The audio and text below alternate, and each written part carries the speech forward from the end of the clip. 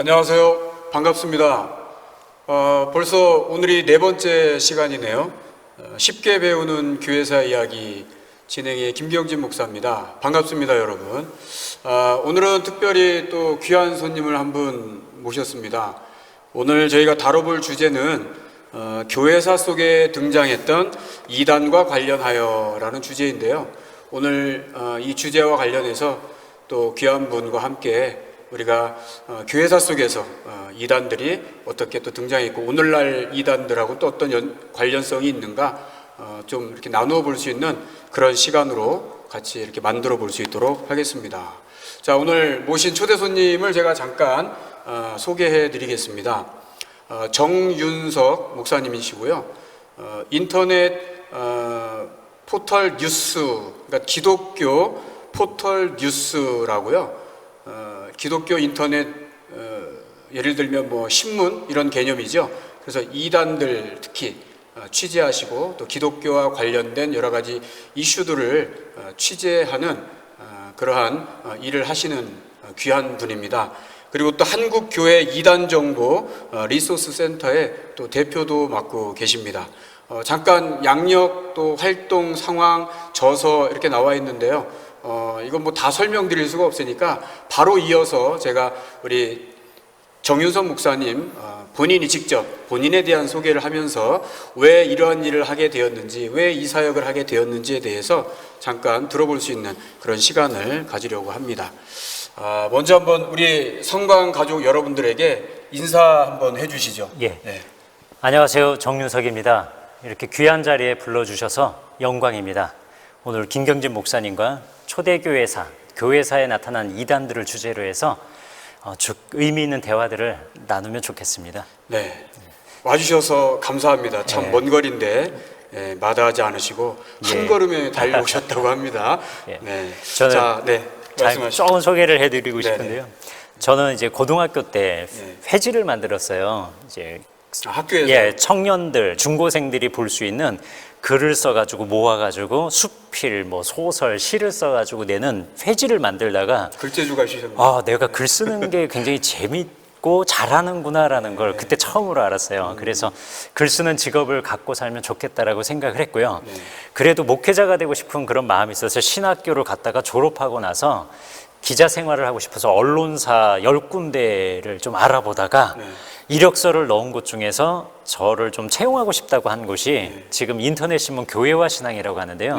주로 이단 문제를 전문적으로 다루는 곳이에요. 그래서 거기에 16년 동안 1997년에 입사해서 2012년 동안 근무를 하면서 꽤 오래 계셨네요. 성광 침례교회처럼 좋은 교회를 취재하라고 보내는 게 아니고요. 주로 뭐 신천지, 문제 있는 교회, 안상홍 증인의 이단 문제가 있는 여호와 증인, 그렇습니다. 그런 데를 취재하라고 보내면서 제가 이단 취재 전문 기자로 살게 됐고요.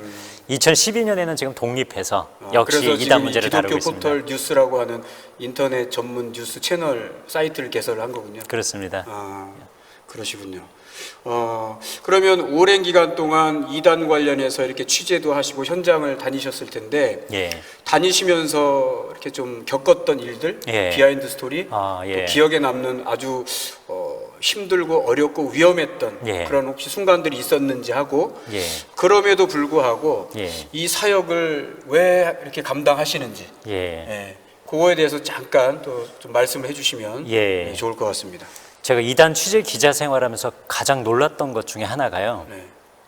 이단에 빠지는 사람들이 저는 대부분 정신병자들, 사회적으로 낙오된 사람들, 이상한 사람들이 빠지는 줄 알았어요.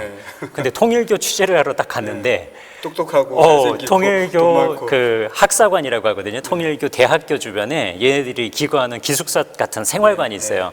거기서 나온 애가 너무 착해 보이는 거예요. 그러면서 제가 안타까워서 언제부터 통일교인이었냐 그랬더니 저 모태신앙이에요 그러더라고요. 그 모태신앙은 교회를 다녔단 우리 같은 의미가 아니라 통일교회, 통일교회에 엄마 아빠 뱃속에서부터 다녔다는 거예요. 태중에서부터. 그 말이 저한테 굉장히 쇼킹했어요. 그 아이의 외모, 내가 알던 이단의 모습이 아니었던 거예요. 우리들 생활 주변에서 쟤 정말 착해 보인다라고 하는 친구가 그 단체에 빠져 있었고요. 부모님의 선택으로 인해서 자기도 어쩔 수 없이 다녔던 다녀야 했던 본인의 의지와는 상관없이요. 그렇습니다. 네. 그 교인이 돼야 됐던 모습을 보면서 내가 생각하는 이단과 실제 생활에서 경험하는 이단은 많이 다르겠다라는 생각을 하면서 충격을 좀 받은 적이 있고요. 또 취재 기자 생활하면서 이단 단체를 경험을 하게 되잖아요. 네. 만민중앙교회를 갔는데 이재롱 예, 뭐 지금 감옥에 얼마 전에 있고요. 문제가 됐죠. 그렇습니다. 네, 네. 자기가 막 성령이라 그러고 네. 거긴 다 봉사자들이 예. 흰 양복, 와. 흰 와이셔츠, 흰 구두, 예. 흰 장갑. 예, 흰색 굉장히 좋아합니다. 굉장히 봉사 많이 하죠. 그렇게 예. 복장을 통일하고. 거기를 취재를 갔는데 네. 찬양을 할 때 주께 가오니 날 새롭게 하시고 우리가 교회에서 부르는 찬양 개사해서. 사도신경 아니요 똑같은 그래요? 거예요. 사도신경 우리가 부르는 똑같은 찬양 주기도문 예배 형식 다 사실은 똑같은 거예요. 그걸 보면서 역시 이단은 겉은 광명한 천사 같기도 하고 양의 탈을 쓰고 있고 우리와 똑같거나 아니면 나아 보이는 모습이구나라는 것들을 현장에서 좀 충격을 받으면서 본 적이 많습니다. 이제 착각하게 하는 거죠. 그렇습니다. 또 이제 미혹하는 거죠. 예, 내가 잘 믿고 있다라고 착각하게 네. 만들고요. 그리고 뭐 기자 생활을 하다 보니까 기사를 쓰잖아요. 어느 날 이제 어떤 단체에 대해서 기사를 썼더니 전화가 왔어요. 이제 지역 번호였어요. 네. 그게 벌써 한 10년도 넘었으니까 그때는 공중전화를 쓸 네. 때였거든요. 지역 번호가 와서 딱 받았더니 내가 지금까지 사람 목을 6번을 땄다. 너만 따면 7번째다라고 협박한 사람이 한 명 있었어요.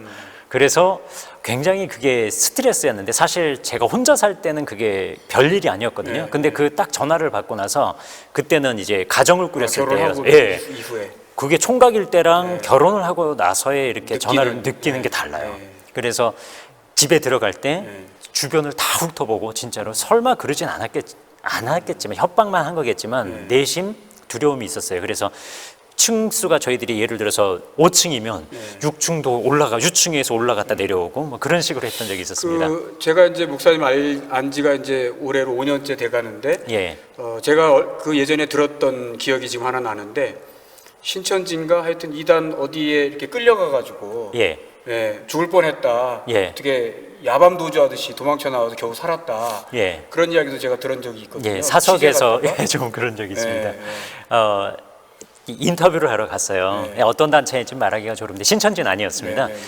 근데 인터뷰를 하러 갔는데 인터뷰 석상에서 이제 커피가 나왔어요. 네. 그러니까 율무차가 나왔어요. 근데 율무차를 정말 조금 마셨는데 수면제를 넣었군요. 그 맛이 너무 다른 거예요. 달아요.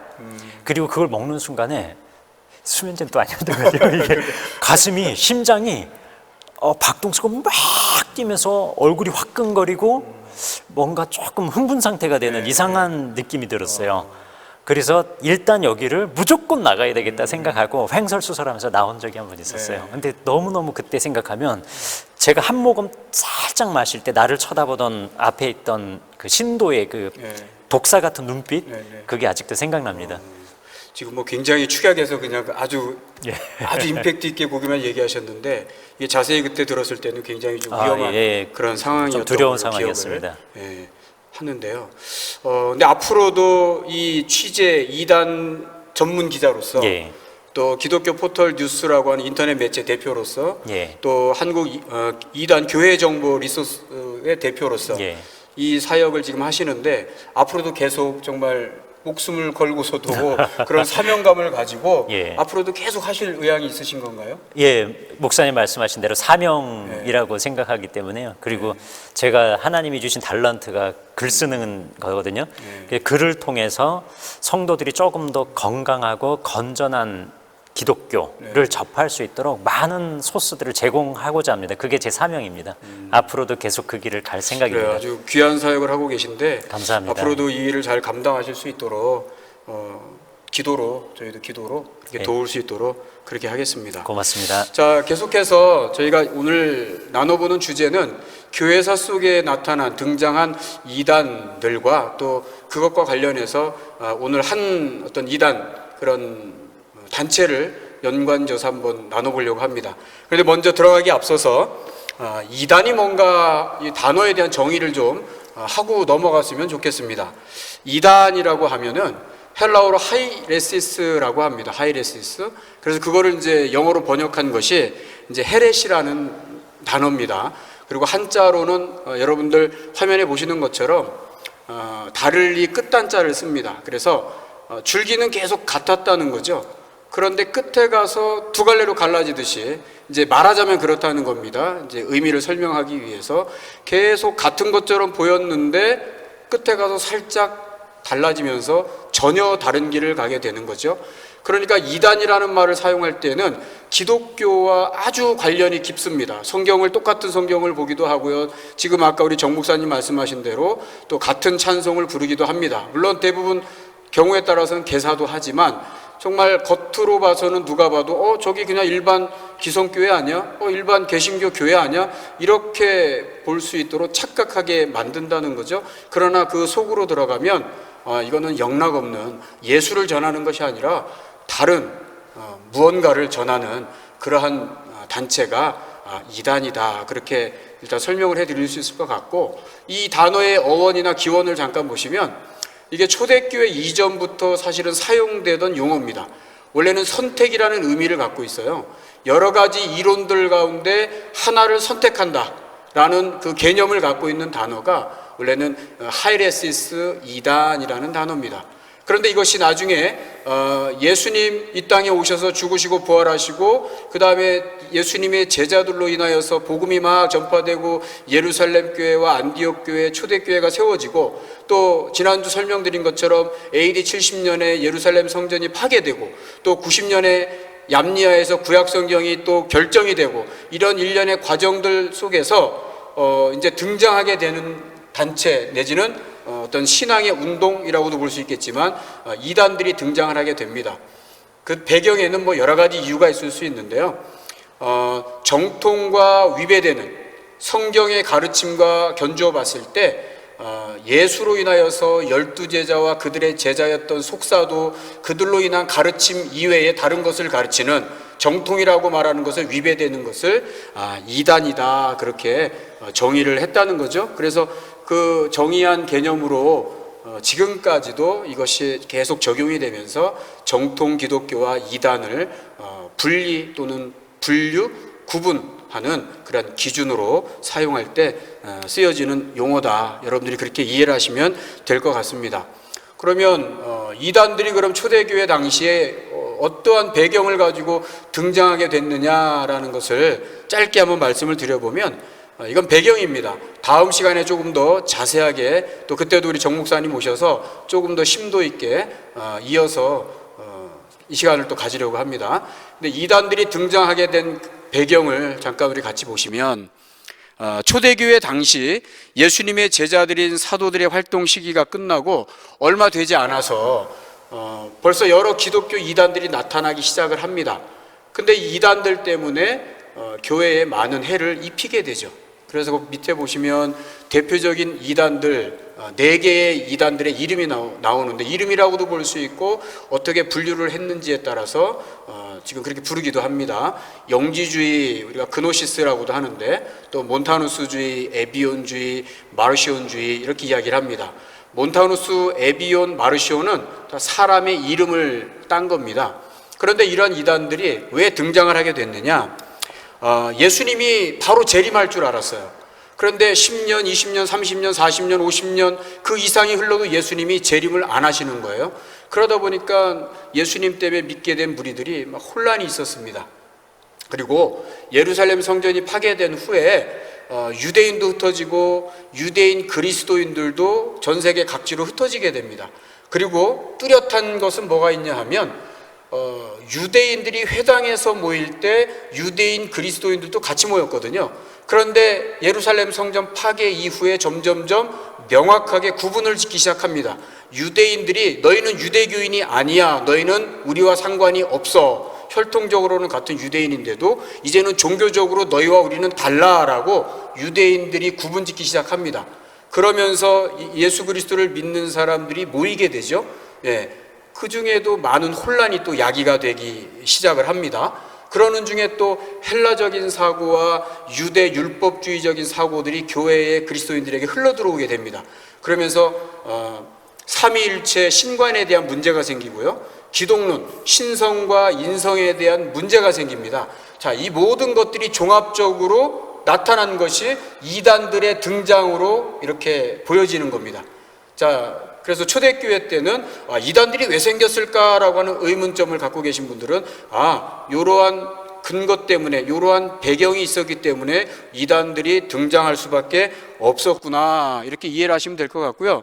특징적인 거 하나는 그 마르시온주의라고 아까 화면에서 잠깐 보셨는데, 이 마르시온이라는 사람 때문에 성경 정경화에 대한 문제가 제기가 됩니다.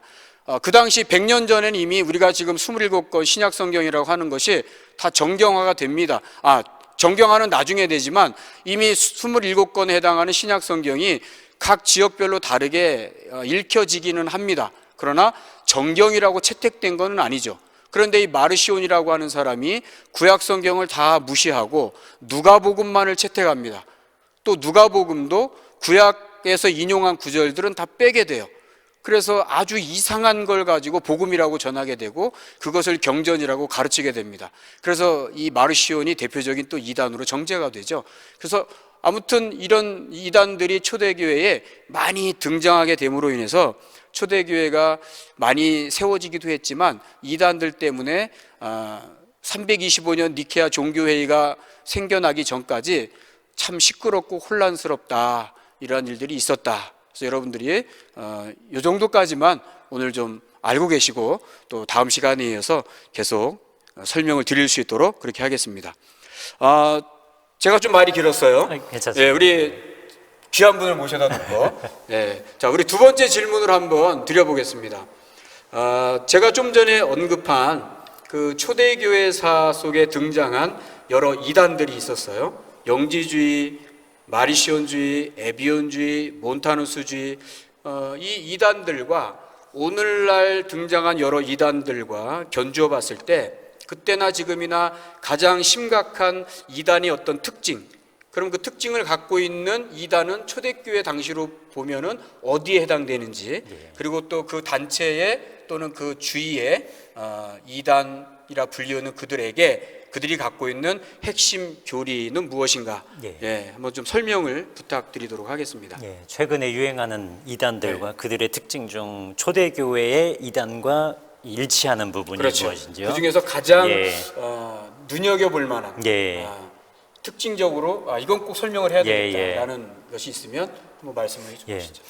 먼저 사실 이단이란 주제 자체는 좀 부담스러운 주제인데요. 이 저희들이 교회에서 이단에 대해서 강의하는 것도 필요하지만 안 하는 경우가 상당히 많았거든요. 맞죠. 근데 이렇게 하게 된 건 코로나19라는 사회적 배경하고도 깊은 관련이 있습니다. 그래서 초대교회의 이단 규정이나 이단들이 나타난 것은 결국은 그 당시 사회에 그 단체가, 그 이단 문제가 가장 심각한 문제를 일으켰기 때문이거든요. 그렇죠. 그 당시 일으켰던 이단 중에 그 에비온주의라는 게 있었어요. 그 에비온주의의 특징은 뭐냐면 그 영지주의가 영은 선하고 육체는 악하다. 그래서 육체를 떠나서 영혼이 자유를 얻는 게 참된 구원이다라고 생각하다 보니까요. 예수님이 육신을 입고 왔다는 성육신을 못 믿었어요. 이게 헬라 철학하고 결합이 되면서 나타난 현상이고요. 에비온주의는 그거와 반대예요. 영지주의가 예수님의 인성을 인정을 못하는 거예요. 육체는 악하니까요. 육은 악하니까. 근데 영은 선하고. 그렇습니다. 에비온주의는 반대로 유대적 배경에서 딱 봤을 때 하나님은 한 분밖에 안 계시는 거예요. 근데 예수님은 삼위 하나님을 인정할 수 없는 거죠. 없죠. 예수님을 하나님이라고 하려고 하다 보니까 주장하는 사람들이 있는데 하나님 한 분밖에 안 계신데요. 어떻게 예수님이 하나님이야? 그래서 에비온주의가 선택한 게 뭐냐면 양자설이라는 거였어요. 예수님이 아담이나 모세처럼 그 당시에 매우 선택받은 또는 그 당시에 핍박받던 사람들을 애굽에서 가나안 땅으로 인도했던 역할을 했던 참된 선지자 같은 모세와 같은 그런 역할을 한 사람으로서 그리스도를 바라본 거예요. 그래서 그리스도 예수님도 우리와 똑같은 인간인데 하나님으로부터 양자로 택함을 받았다라는 게 양자설이고 네, 에비온주의, 예. 에비온주의거든요. 네. 선택되고 선택된 거죠. 근데 요게 어떤 사상의 원형이냐면요, 딱 그 이만희 교주의 신천지 시대별 구원자론과 너무너무 비슷한 사상이에요. 신천지가 주장하는 시대별 구원자론은 뭐냐면, 예수님이, 우리가 믿는 건 그거잖아요. 예수님이 어제나 오늘이나 영원토록 우리의 구원자다라는 게 우리의 참된 믿음이고, 우리뿐만 아니라 침례교뿐만 아니라 감리교, 성결교, 장로교, 오순절, 모든 개신교는 이걸 인정합니다. 근데 신천지는 그걸 인정을 못해요. 그래서 만들어진 교리가 뭐냐면 시대별 구원자론이라는 거거든요. 아담이 그 시대 때 구원자였다는 거예요. 근데 배도해서 그 다음에 노아를 구원자로 세웠다는 거예요. 아브라함, 모세, 그리스도 똑같은 선지자 반열로 놔요. 그러다 보니까 이게 뭐가 가능해지냐면, 예수님이 부활하신 이후에 이 땅에서 분명히 예수님은 또 다른 보혜사를 보내주셔서, 예수님이 말하자면 공백이라고 한다면 그걸 또 다른 보혜사가 아무런 공백도 세워지지 않을 정도로 다 채워주신다는 게 보혜사, 성령님의 역할이잖아요.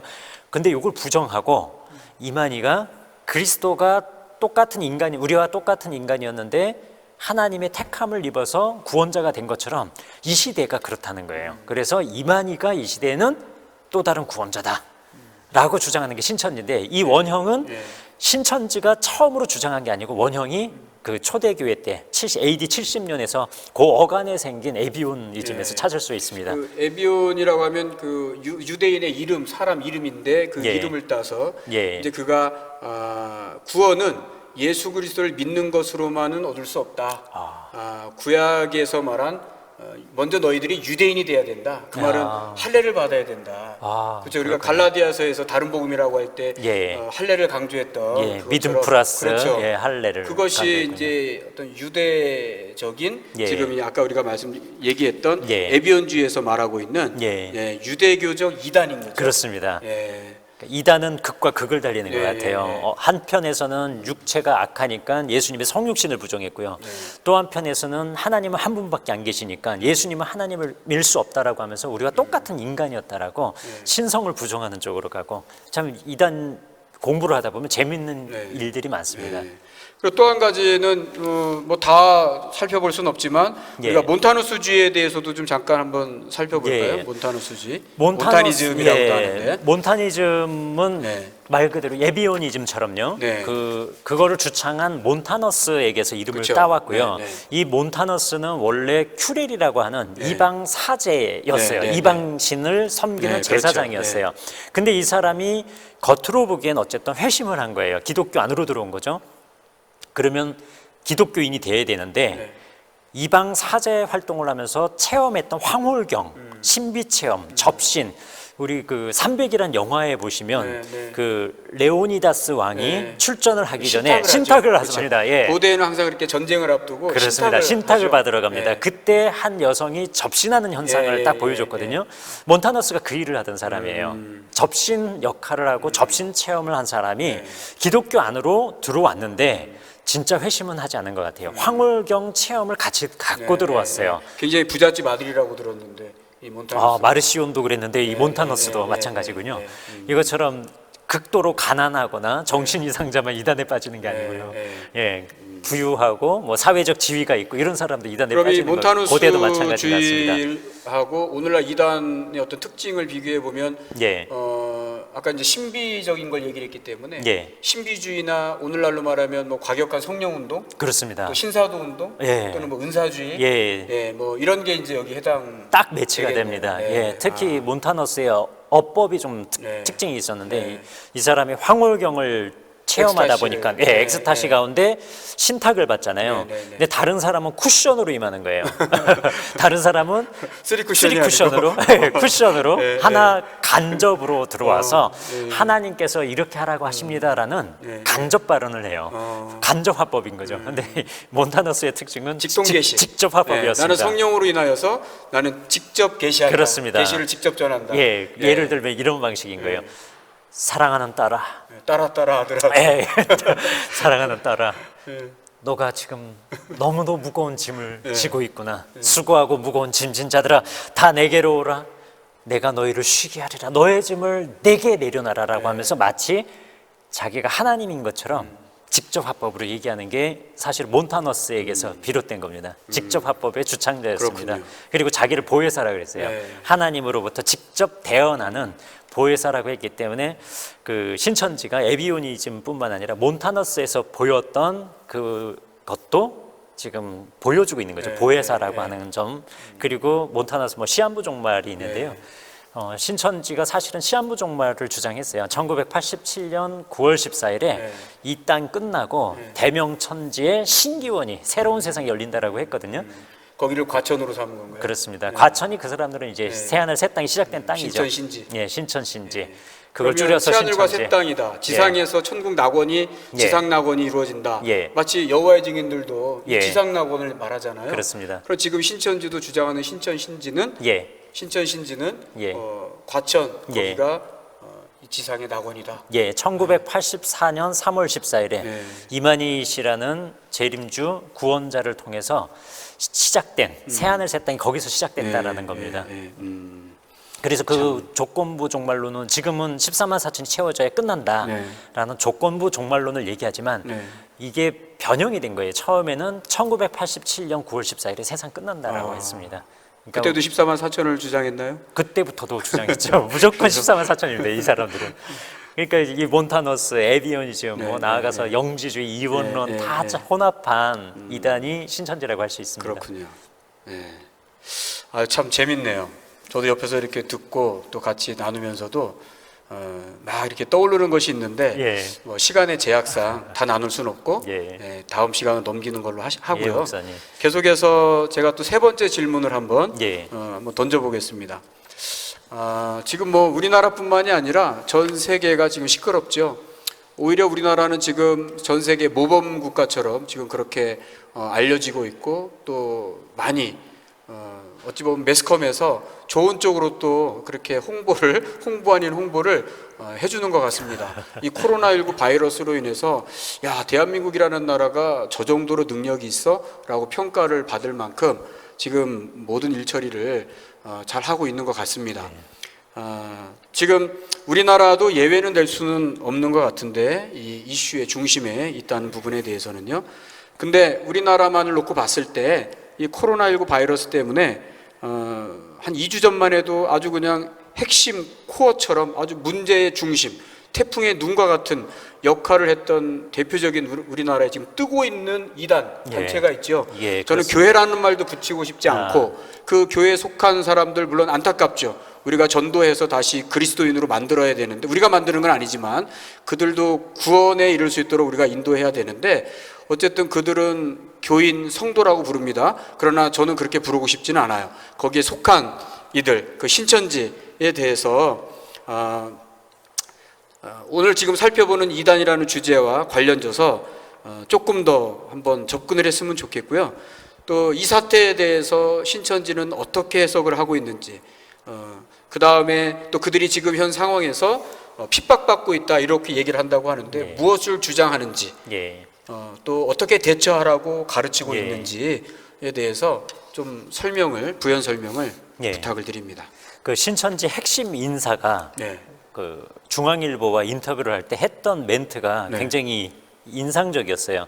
아주 엉뚱한 얘기긴 한데 계시록은 봉함된 비밀이었다는 거예요. 그걸 누가 풀었냐면 한국에서 태어난 이만희 교주가 풀었다는 거예요. 그러면 세계의 사탄들이 어디를 공격하겠느냐라는 거예요. 그러면 한국이다라는 거예요. 그래서 코로나19는 사실 어떤 전염병만의 문제가 아니라 신천지 입장에서 봤을 때 그들 나름대로는 영적인 해석을 그렇습니다. 마귀짓, 알레고리컬하지만 알레고리하죠. 마귀짓이고 그리고 계시록을 푼 유일한 구원자가 계시는 이만희 교주가 한국에 있으니까 모든 공격을 여기에 집중한 결과다라고 해석을 하고 주장을 합니다. 굉장히 말도 안 되는 웃기는 얘기이지만 어쨌든 그들은 그렇게 주장을 해요.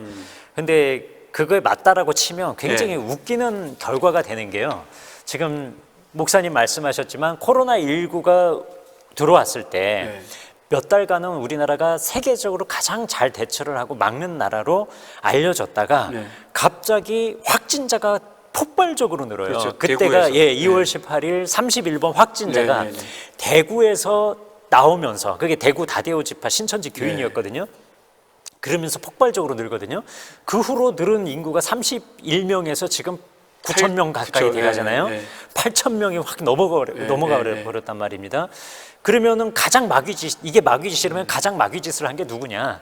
결국은 신천지 교인이라는 얘기가 돼버려요. 그래서 이만희 교주가 뭐 이것이 마귀짓이다라고 하는데 그 책임은 마귀짓을 한 가장 큰 책임은 신천지 교인들에게 있는 게요. 31번 확진자가 그랬고요. 대구의 서구 보건팀장이 누군가 했더니 사람들이 이제 열이 나고 자기 지금 안 그래도 떨리 긴장되면 또 열도 나고 그러잖아요. 네. 그래서 무서워가지고 보건소로 갔더니 보건소 문이 닫혔어요. 왜 그런가 했더니 그 보건소장이 보건소 팀장이 신천지였나요? 신천지였어요. 확진자. 나중에 처음엔 얘기 안 하다가 꼭 밝혀지면 얘기하는 거예요. 네. 대구 가톨릭병원 아주 대구 지역에서 많은 위급한 환자들을 다 수용하고 감당해야 될 병원인데 네. 알고 보니까 간호사가 또 신천지 그리고 거기서 간을 엄마한테 이식을 해줬는데 네. 딸도 신천지 그래서 그 병동폐쇄 그 치료한 의사들 간호사들 다 자가격리 결국 이 코로나19로 인해서 대한민국의 방역과 코로나19를 확산시키는 그 책임이 누구에게 가장 컸느냐 저는 단연코 신천지라고 보고 있어요. 그러면 마귀짓 결국 누가 한 거냐? 신천지 논리대로라면 신천지가 하고 있는 거예요. 마귀짓을요. 그리고 이 사람들 주장이 결국 계시록이 닫혔던 봉인이 한국에서 풀렸다 뭐 이런 주장을 하는데요. 계시록 22장 10절에는 때가 가까웠으니 이 책에 기록된 예언의 말씀을 봉하지 말라. 봉하지 않았다라고 봉하지 말라라고 했고요. 계시록의 인봉은 또 누가 뗐냐면 계시록 5장에 사도 요한이 막 울어요. 보좌에 두루마리가 있는데 이게 봉해져 있는 거예요. 아무도 그거를 풀 사람이 없다라고 해서 오열을 해요. 그때 울지 말아라. 이걸 누가 인봉을 떼느냐? 어린 양이 뗀다 그렇게 말씀하거든요. 어린 양이 인봉을 뗐는데 지금 한국에서 이걸 뗐다고 하니까 이것이 결국 명품을 흉내내는 짝퉁짓이지 가짜 그리스도의 짓이지 어떻게 이것이 구원자의 할 짓이냐라는 비판을 받을 수밖에 없는 거죠. 이런 엉뚱한 지금 주장을 하고 있는 게 신천지입니다. 그럼 지금 신천지에 속한 그 많은 무리들 많은 사람들에게 뭐 교주 내지는 그 교주 옆에서 이렇게 보좌하는 그런 사람들은 일반 속해 있는 회원들을 대상으로 어떻게 대처하라라고 이렇게 특별 뭐 지시하는 내용이나 그런 대처법에 대해서 지침이라든가 이런 게 있나요? 있습니다. 목사님 그 질문을 받고 제가 신천지 예수교 증거장막 성전 홈페이지에 오늘 들어가서 한번 확인을 했어요. 이 사람들이 지금은 수세에 몰려 있는 상황입니다. 여론도 극도로 악화가 돼 있고요. 근데 뭐 일반인들도 거의 뭐 다 알게 된 거죠. 그렇습니다. 이런 일이 사실 벌어질 줄 상상을 못했어요.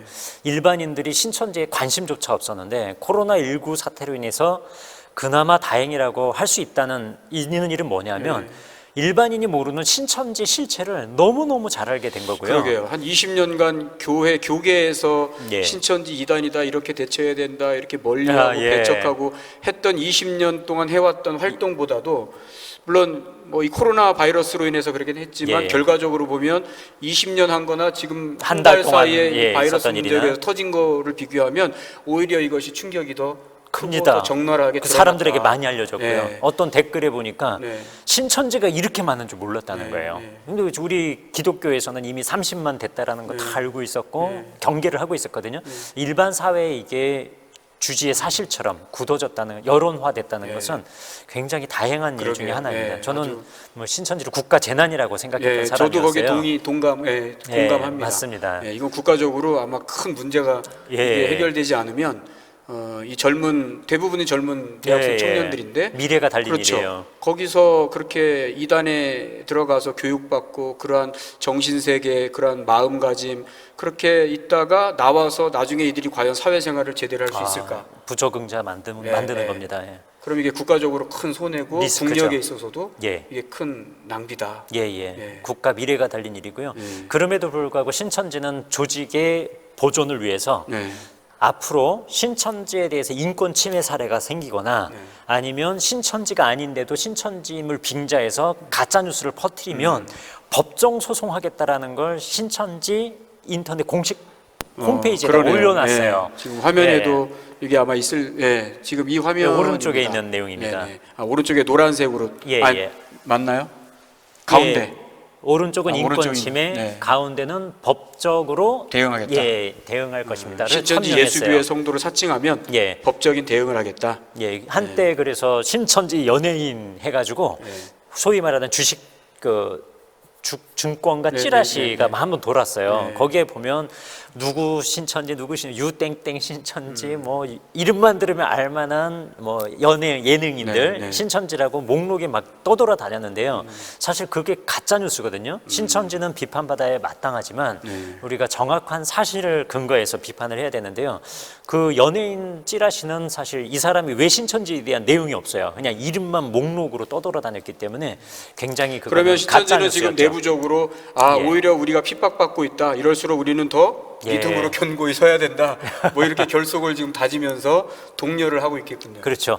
이만희 구원자, 자기들 입장에서요. 구원자라는 사람이 인봉을 떼서 지금 사탄이 코로나19와 정부가 합작해가지고 자기들 공격하고 있어요. 뭐 자기는 죽지 않고 영생한다 그랬는데 결국엔 죽게 될 것 같고, 예. 그래가 마스크 교리를 쓰고 또 왔잖아요. 변개하고, 예, 교리도 변개하고요.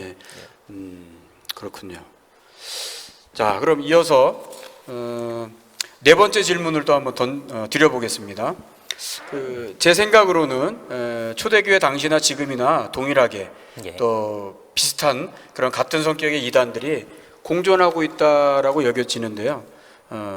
앞으로 또 등장하게 될 그런 이단들, 사이비들, 예.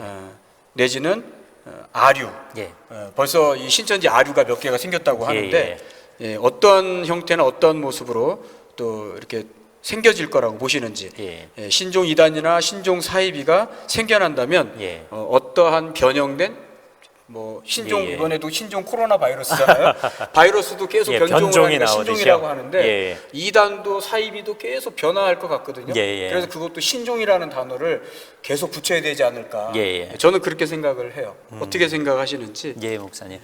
그 알리스터 맥그라스가 네. 그들은 어떻게 이단이 되었는가라는 저서에서 이단은 스스로 반복하는 습관을 갖고 있다. 네. 이렇게 얘기했어요. 그러니까 초대교회에 나타났던 우리가 지금 교회사를 하고 있지만 굉장히 중요한 이유가 지금 만나는 이단들의 모든 원형은 교회사에서 왔습니다. 그렇죠. 예, 네. 그래서 알리스터 맥그라스 옥스퍼드 대학의 조직신학 교수가 그걸 정확하게 지적을 했어요. 반복됩니다. 해 아래 또 새 것이 없다라고 했습니다. 그래서 아류들이 계속 나올 텐데 신천지 이만희 교주가 지금 90살이거든요.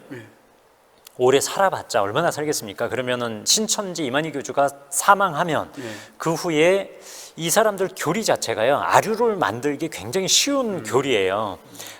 아까 설명드린 시대별 구원자론 때문에 그렇거든요. 예수님이 부활하셔서 지금 안 계셔요. 그러니까 새로운 구원자가 와서 이 시대를 이끌어야 돼요. 근데 이만희 죽으면 아까 그 시대별 구원 그렇죠. 교리에 이만희 따라서. 교주가 죽은 거는 이건 하나님의 말씀을 배신한 거다. 그래서 지금은 이만희 교주를 대신할 새로운 구원자가 필요하다. 요 얘기가 분명히 나올 그러면 겁니다. 벌써 내부적으로는 교리를 변개하는 수정하고 고치고 보완하는 작업을 또 벌써 하고 있겠네요 지금. 그 선수들이 있죠. 그 신천지 강사쯤 되면 성경을 4,000구절을 암송해요. 근데 그 성경 4,000구절을 암송하던 요한계시록을 다 외우던 뭐 강조를 해서 성경을 신구약을 다 외우면 뭐예요? 이 목표가 뭐냐면 이만희라는 한 사람을 재림주로 만드는데 프로세스로 악용되는 것밖에 안 되거든요. 아무 소용 없는데 강사들은 프로들이에요. 어떤 프로냐면 이만희 교주 얼굴을 보면 아무도 믿고 싶지 않거든요. 근데 안 본 상태에서 이 사람을 믿게 하기 위해서 어떤 프로세스를 거치면 요 사람을 하나님으로 믿게 만드는지를 경험해본 그러니까 선수들입니다. 교육을 통한 세뇌를 경험해본 시키기 위한, 선수죠. 그렇죠. 교리화해서 예. 그거를 가르치고 교육하고 훈련하고 세뇌해서 예. 그냥 그를 안 봐도 믿게끔. 한 선수들인 거예요. 네, 그렇다면 이만희 교주가 죽으면 이 선수들이 정통교회로 돌아오면 그래도 신천지에 있을 때는 강사였지. 여기 들어오면은 아무것도 아니잖아요. 그렇죠. 그러면 이 사람들이 선택의 방법은 한 세 가지예요. 교회에 와서 진짜 백의 종군하는 마음으로 평신도로 시작하든지 예수님을 바르게 믿고 아니면 교회를 신천지도 떠나고 교회로 떠나든지 마지막 선택은 뭐냐면요, 자기가 재림주 돼버리는 거예요. 그 프로세스를 다 경험해 본 사람이에요. 그러면 한 사람의 영혼을 갖고 어떻게 파괴하고 어떻게 마시가게 할 수 있는지를 다 경험해 본 사람이에요. 그러면 10명이라도 데리고 내가 새 살림 차리겠다라고 하면요, 일반 교회가 10명 모이는 거랑 신천지처럼 세뇌된 교회 10명 모이는 것은 이거는 달라요. 차원이 달라요. 심각하네요. 굉장히 심각한 사회 문제입니다. 이거는 우리 기독교계뿐만 아니라 이거는 나라, 국가, 물론 종교의 자유가 있기 때문에 이걸 또 법 막 탄압을 강제로 할 수는 없지만 그걸 피해가면서 이 정말 나라의 미래를 생각할 수 있는 쪽으로 고민들을 좀 같이 좀 해야 될 거. 굉장히 중요한 주제입니다. 아주 이거는 정말 심각한 것 같아요. 그래요. 이어서 이제 시간이 거의 다 돼가는데요. 마지막 질문을 한번 던져보겠습니다. 우리는 교회마다 뭐 좀 대동소이하죠. 차이가 있겠죠. 작은 교회 또 대형 교회에 따라서 뭐 성경 공부들을 많이들 합니다. 저희 교회만 해도 성경 공부를 많이 합니다. 그런데 성경 공부를 하다 보면 성경에 대한 지식은 쌓일 수 있습니다. 보통 흔히들 그런 말 하죠. 머리가 커지고 귀가 커졌다. 근데 행하는 거는 그냥 그렇지 않다. 물론 성경 알아야죠. 공부 굉장히 중요합니다. 이에 대해서 우리 정 목사님은 어떻게 생각하시는지, 또 바꿔 질문하면 성경의 지식도 중요하지만 제가 말씀드리고자 하는 요점은 그 지식을 견고하게 쌓아갈 기준이 필요하다라는 거죠. 배웠으면, 알았으면 아는 지식, 또 그에 따른 어떤 순종, 또 복종, 이런 부분들이 신앙생활을 통해서 나와야 되는데 그렇지 않거든요, 사실은. 그리고 성경에 대한 지식을 올바르게 또 알아야 되기 때문에 그러려면 필요한 것이 있을 것 같아요. 우리가 성경 공부를 개인적으로 많이 합니다. 그런데 중요한 것은 내가 성경을 보고 느끼고 체험하고 경험하는 것들이 과연 신앙의 선배들이 2000년 동안 피땀을 흘려온 그 반석 위에 놓여 있는지 그것을 한번 고민해 볼 필요가 있어요. 그거는 무의미한 게 아니라 굉장히 중요하다라고 봅니다. 왜냐하면 우리는 하늘에서 뚝 떨어진 존재가 아니라 2000년 동안 피땀을 흘려온 순교자들의 피 속에서 지켜온 그 신앙을 전수받은 거거든요. 그렇다면 그 신앙의 선배들이 믿었던 것이 무엇인지 그들의 신앙 고백이 무엇인지를 반드시 제대로 알아야 돼요. 그렇죠. 교회도 기성교회도 성경 공부를 많이 하죠. 안다라고 하죠. 이단들도 성경을 공부해서 많이 안다라고 하죠. 그러니까 똑같은 텍스트를 가지고 가치들 자기들이 섞여 있는 곳에서 공부를 하는데 서로 안다라고 하는데 과연 뭐가 옳으냐. 그렇습니다. 굉장히 중요한 주제죠. 제가 이단 특강을 어떤 다른 침례교회였는데 이단 특강을 하고 이제 끝냈는데 어떤 청년이 와서 묻더라고요. 질문이 뭐였냐면 이단이 뭐예요라는. 왜냐하면 제가 좀 당황스러웠던 게 그 강의 주제에 분명히 이단이 뭔지를 잘 설명했다고 생각했어요. 근데 와서 다시 한번 묻는 거예요. 그래서 선명한 정의가 필요하다고 생각해서 첫 번째로 성경이 말씀하는 것에서 벗어나면 이단이다라고 먼저 정의를 내려줬고요. 두 번째, 목사님 말씀하셨듯이 이단들도 다 성경적이라고 하거든요. 교회도 성경적이라고 하고요. 그렇다면 과연 그 성경적이라는 기준을 우리는 어디에 기준을 둬야 되느냐. 성경 말씀을 모든 사람이 깨달은 대로 다 기준을 두면 기준이 없는 거거든요. 그래서 초대교회부터 지금까지 역사 속에서 가장 기초적으로, 즉 이거는 교단 차이 이런 것들을 초월해서 기본적으로 믿는 그 교리에 바로 서 있느냐, 요것에서 벗어나면 이단이다라고 말씀을 드렸습니다. 그것이 가장 선명한 정의라고 생각해요. 그래서 제가 여기 오늘 이 시간을 갖기 전에 우리 정 목사님 쓰신 기사를 잠깐 보니까 그 비유가 앨리스 맥그라스가 건가요? 맞습니다. 애벌레와 고치의 비유를 한번 좀 설명을 좀 해주시죠. 고치 안에는 애벌레가 있잖아요. 근데 고치가 건강하면 이 애벌레는 잘 자랄 수 있어요. 그래서 고치, 즉 우리가 믿는 성경적인 교리들, 기초적인 교리들, 기본 교리들은 건강한 고치라는 거예요. 우리가 그 속에서 안전하게 보호받을 수 있는데, 근데 이 고치가 망가져 있고 결함이 있어요. 그렇다면 그 애벌레는 잘 자랄 수 없다라는 게 앨리스 맥그라스의 그 애벌레 고치론이었습니다. 마찬가지로 우리가 교리하면 딱딱하고 그리고 생명이 없는 것 같고 그러지만 사실은 우리가 기차가 달릴 때 KTX가 뭐 300km 이상으로 달리려면 레일이 있어야 네, 돼요. 네. 레일이 좋아야 됩니다. 여기에 결함이 생기면 안 되듯이요. 우리의 신앙도 기초교리, 기본교리에 바로 선 상태에서 적용을 자유롭게 할 수 있는 거지. 네, 네. 이것을 벗어나서 내가 깨달은 대로 마음대로 해석을 하고 교회의 질서에 해당하는 바른 해석을 벗어나서 마음대로 해석하다가는 이단과 가까워질 수밖에 없고요. 네, 네. 특별히 지금 우리들이 온라인 세대가 됐잖아요. 네, 네. 그리고 물밀듯이 지금 온라인 예배로 전환할 수밖에 없는 강제적인 상황이 됐습니다. 이럴 때 우리들은 유튜브를 통해서 전례 없이 많은 시간을 투자를 해야 돼요. 그렇죠. 그러면 족보도 없고 뿌리도 없고 교리가 어디인지 교단도 어디인지 모르는 목회자 네. 사람들에게 우리가 열릴 수가 있어요. 그럴 때 이 무방비 상태로. 무방비됩니다. 네. 검증이 안 바른 되고. 교리를 갖고 있는 건 그래서 굉장히 중요합니다. 그래요. 결국엔 지금 저희가 교회사를 살펴보고 있는데 초대 교회사 내지는 뭐 고대 교회사라고 이렇게 부르기도 하는데 이단들이 등장하게 됐다. 근데 왜 등장하게 됐느냐? 이거는 사실 어찌 보면 원초적인 것은 교리적인 문제란 그렇습니다. 말이죠. 예. 드러나진 않지만 그 이면의 속에는 그래서 이단에 대한 우리가 이렇게 이단에 대한 것을 논의하고 이렇게 이야기도 하고 고민도 하지만 이 문제를 해결하기 위해서는 성경을 많이 공부는 하되 올바르게 서 있는 교리의 입각에서 그렇습니다. 바른 성경 공부를 할 때에 우리가 이단을 멀리 막을 수 있고 분별할 수 있고요. 그렇죠. 분별할 수 예. 있고 그들과의 영적인 싸움에서도 우리가 승리할 승리할 수 수 있다. 예. 아멘. 그래서 이런 부분들을 우리가 살펴보는 데 있어서 교회사를 공부하는 것은 너무나 중요하다. 그렇습니다. 그렇습니다. 오늘 저희가 같이 한번 이렇게 살펴보고 또 오늘 이 방송을 통해서 듣는 또 보시는 시청하시는 우리 성광교회의 성도 여러분들도 다음 시간도 있습니다. 다음 시간에도 계속 이어서 오늘 다 못다한 내용들을 계속 진행해 나갈 텐데요. 교회사를 아는 것이 만큼 중요하구나. 또 교회사 속에 우리가 지금 고민하고 겪고 있고 많은 일들이 동일하게 그 시대에도 2000년 전에도 그 시대 살았던 사람들에게도 있었구나.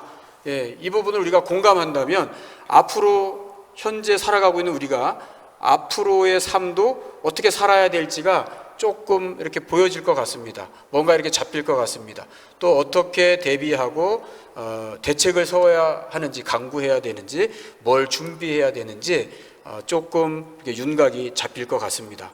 그래서 오늘 또 이렇게 초대 손님도 모셔서 우리가 귀한 시간 가졌고요. 다음 시간 이어서 계속 함께 할 수 있도록 그렇게 할 테니까 여러분들 계속 많은 관심 가져주시고 여기에 초점을 탁 맞춰 주실 수 있기를 바랍니다.